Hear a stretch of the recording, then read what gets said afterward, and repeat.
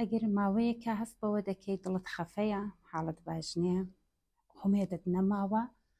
و ئەو شە لە دەرەوەش دەبینی و تمشا دەکەی لە کۆمەڵیشدا زۆر کەس ئەو تێ بەکار دەبا و دەڵە کە دڵم خەفەیە و بۆ دڵی دنیا خۆش نەماوە بۆ ساڵانەوەندە خۆشتر بوو بۆ ئینسان دڵی لەعانەوەندە تەنگە ئەگەر پرسیارش بنگۆ هاتوتە گۆڕێ بێگومان تاخی بیدۆکە دەگەڵمان بن زۆبێ پرسیارەتان وەردەگرن. سیمەنی پەریزەنم کارناز بە دەروونناس لە خزمەت و داهەم تا بۆ چەشنەوی دۆیانە بتوانم گرنگایەتی خاڵهایەک کە دەتوانێت لە ژیانی گۆدا تەعسیری هەبێەوە نەیزانێ باسی لێ بکەین و لێ بکۆڵین. ئەو ڕۆکانێ دنیا مۆدلێکی لێ هاتۆ کەمە زیاتری کاتەکەمان وەختەکەمان دانشەکەمان ئیتلاعاتەکەمان هەموو شتێکمان لەسەر ئینتەرنێتە گوشی وەردەگرین بەشێکی زۆر لە کات و وەختەکەماندا ئینتەرنێتیدا دەگذەرێ. بنەماڵەکان چکۆلە بوونەتەوە لە ژیانی کۆندا بنەماڵەکان گەورە بوون 17-18 نەفەر بوون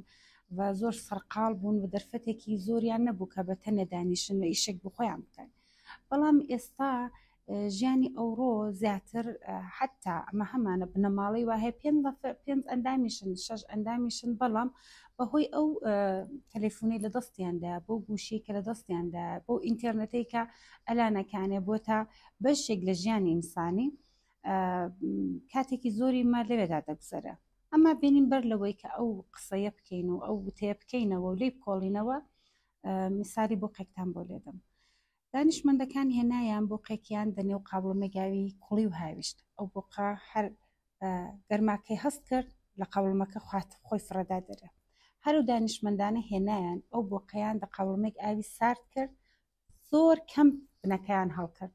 ئەو قاوڵمە ئاوە دەستی کرد بە کوڵین گەرم بوو و ئەو بۆقا دە هەستی خۆی دا کوتوێتی خۆ بڕێکی دیکە گەرم بۆ خۆ مشکلێکی ساز نەکردەوە و بێوەی کە ئەو بۆقا هەست بکە ئاوەکە کوڵی بۆقەتەیدا مرد نەیتوانێ خۆی نەجاتدا. ئەمە دەروونناسەکان ئەو وێنەیە بەک نمونەیەک بۆ زۆربەی کاروساتەکانی ژیان بەکەڵک دێنین. ئەمە زۆر زار دقیقە نەگو بۆ قەمان بەسەردێ یعنی بێوەی کە هەست بکەین وردە وردە هەستەکانمان بەهۆی ئەو شتێکەدا دەو دنیادا دیتومانە دەو جیهانە مەجازێدا دیتومانە هەستەکانمان گۆڕدراون وە سەمەرەکەی بۆ تەخەفەت بوون ناهومێت بوون. بۆچی؟ چونکە ئەلان لە ئینتەرنێتدا هەر کەس هێناوێتی باشترین شوێنی ژیانی خۆی باشترینەکانی زندگی خۆی باشترینەکانی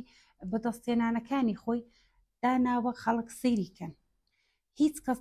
ناخۆشیەکانی ناکۆکیەکانی شەڕ و هەڵاکانی زەعفەکانی کێشەکانی لەسەر دنیادا نانیە و ئەمەی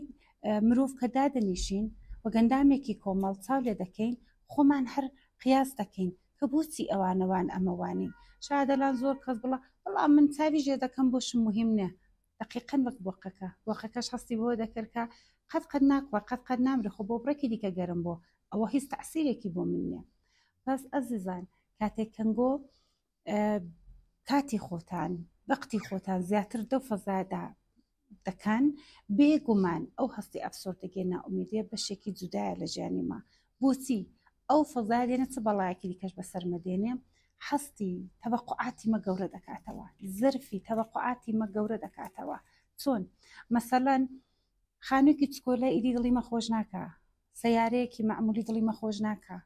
هەرچەند ئەلان دە سەردەمێکداین کە مرۆڤ هیچ کات بەقەرا ئەلان حەساوە نەبوو سەیارە هەیە کارەبا هەیە فڕۆکە هەیە جادەکان و ڕێگاکان زۆر خۆش ساز کراون ئاو گاز و کارەبا و ئەوانە هەموو دنی و ماڵەکاندا هەیە جل باڕادەیەکی زۆر ماڵەکاندا هەیە ئاسایش و خۆشی هەیە. بەڵام بۆچی ئەدی ئەوەندە ئەمە زاڵەماندێ بۆ ئەوەندە ناڕەحەتین؟ چونکە ئەو فەزا جەدیدە ئەو فەزا ئینتەرنێتیە سەدحی تەوەقعیمەی بردوۆتە سەرە. بەدوایە لەو بەرەوە هێندێک مرۆڤی بێسەواد بەداخەوە ئەمن با لێرەدا باز لەوەی بکەم بۆ هاتمە پێشکارەبای بۆ دەستم پێ کرد بە زەبتکردنی و چەشنەوی دۆیانە بێگومان هۆکاریکەی ئەوە بوو کە دیتم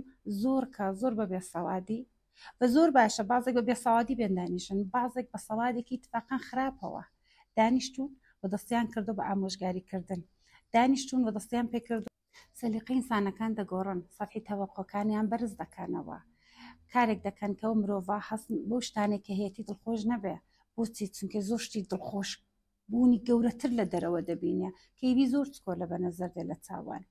ئەلان شتێک هاتۆتە گۆڕێ بەداخەوە هەر ئەو مرۆڤانەی کە یا سەوادێکی کەمیان هەیە یا سەوادیان یا سەوادێکی هەڵە و خراپیان هەیە هێناویانە ئەو هاستیان دە هەموو ئینسانەکاندا ساز کردو کە هەمووتان دەتوان نەفەریان پەڵ بن، هەمووتان دەتوان بە بەرزترین شۆنەکان بگەن، هەمووتان دەتوانن بە بەرزترین ئیشەکان بگەن، هەمووتان دەتوانن بە بەرزترین دەوڵەمەندی بگەن. وەلی بێگومان ئایا ئەو شتادا دنیای ڕاستەقینەدا دە جیهانی واقعیدا ئیمکانی هەیە؟ ئەسەن دەکرێت تەواوی دنیا بێتە ڕۆناڵدۆ، تەواوی دنیا بێتە گەورەترینەکان و سلبریتیکان و ئینسانە گەورەکانی دنیا؟ ئەسەن ئەو شتە نە فیزیک جوابی ئەو شتە دەداتەوە، نە منطق جوابی ئەو شتە دەداتەوە، هیچ شتێک پشتیوانی لەو نەزەریە ناکا کە هەموو مرۆڤەکان ئەگەر بیان هەوێ دەتوانن بە باشترینەکان بگەن. تەوەقوی ئینسانەکان زۆر بووە، ئەوەیە کە کارێکیان کردو ئینسانەکان هەستێکی زۆر تند و تۆڵیان تێدا ساز دەبێت، هەست بەوەی دەکەن بە یەک زەڕە خۆماندووکردن دەتوانن حەملە بکەن و ئیتفاقەن دەبڵەکانیدا باش کارەکەیان باشە، چونکە ئەوەی تازە نەفەسن و هەستێکی خۆشیان هەیە زۆر بە توندی تیژی هەڵدێن، وەلی بەداخەوە دوای ماوەیەک بە دیوارێکی سیمانی دەکەون، بە دیوارێکی ڕق دەکەون و لەوێ ڕایە ئەو فروپاشیە دەست پێ دەکا، ئەو ڕووخانە دەست پێ دەکا. بۆچی؟ چونکە باوەڕی ئەوە بوو کە من فقط کافیە تەلاشێ بکەم، وەلی وەتان لەبیر بێ کە جیهانی ڕاستەقینەدا زۆر جار تەلاشکردن خۆ هیلاکردن فقط بەشێکی چکۆلەیە، زۆر بەشی دیکەشی دەتوانین بڵین پارەیە، دەتوانین بڵین پارتیە، دەتوانین بڵین یەکسری بەیسلا ئێرتباتاتە کەمە هەمان بێ و ئەگەرمە هەزارێکیش تەلاشێ بکەین شاید توانین دە سەدێکدا مۆفەق بین. وەلی بێگومانە شتەکان وەک دەرووناسێک پێ دەڵم، هیچ شەکێکتان نەبێ ئەگەر ئەنگۆ بجوڵێنەوە حەول بدەن تەلاشێ بکەن تێبکۆشن حتمما بە شوێنێکی باش دەکەن. وەلی ئەو فەزای مەجازی هێناوێتی مرۆڤەکەی هێناوەتە سەر و ئاستەی کە فقط دەبێت لە سەرسەرەوە حەستی خۆش بکە، فقط دەبێت ئەوەندە بەرز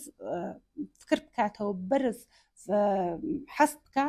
کە ئەو ئینسانە ئەگەر بگاتە هەر شوێنێک چونکە نەگەیشتە ئەو شوێنێک کە دڵی دەیویست هەست بە ناهومێدی و ئەفسۆردەگی دەکات. دوای ئەو هەستیان دە ئینسانیدا ساز کردو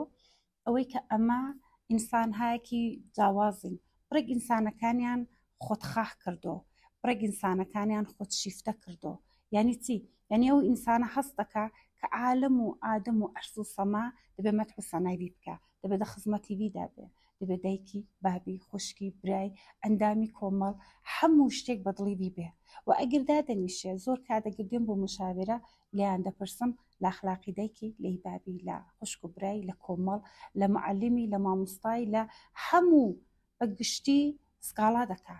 هەست بەوەی دەکا کە ئەو لیاقەتە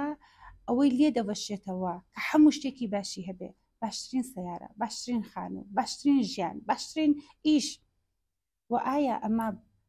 چه هەمان دەتوانین ئەو مەسئولیەتە قبول بکەین کە باشترینانە بە تەواوی ئەندامی کۆمەلگا بدەین؟ بێگومان ئەو شتە هەڵەیە، ئەو باوەڕە هەڵەیە و ئەگەر ئەو بەو شێوەیە مەبیر بکەینەوە و ئەو شیوەیە بێدە باوەڕیمەوە هەستی ئەفسۆردەگی، هەستی دڵخەفەبوون، هەستی دڵتەنگی وارێکی تەبیعیە. ئەمە لێرەدا دوودانە بەڵامان بەسەر هاتەوە. لەو بەرەوە ژیان ماڵهایەکی زۆر خۆش دەبینین، سیارەهایەکی زۆر خۆش دەبینین، ئیشهایەکی زۆر ئاسان و پولساز و پارەساز دەبینین. خۆ ئیدی ئەو جار ماڵی خۆمان، سیارەی خۆمان، ئیشی خۆمان چاومان ناگرێ، چونکە ئەمدە لەوی جوانتر و خۆشترمان دیتۆ کە ئەوە نامان بینێ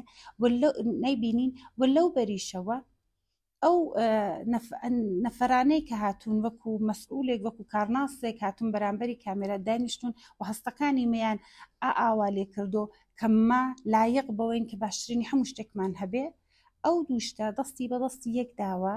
و ئەو هەستە ناخۆشێکە ئەلان هەموو کەس دڵی خەفەیە سازی کردو. ڕێگا حەلچێ، ڕێگا چارەچێ.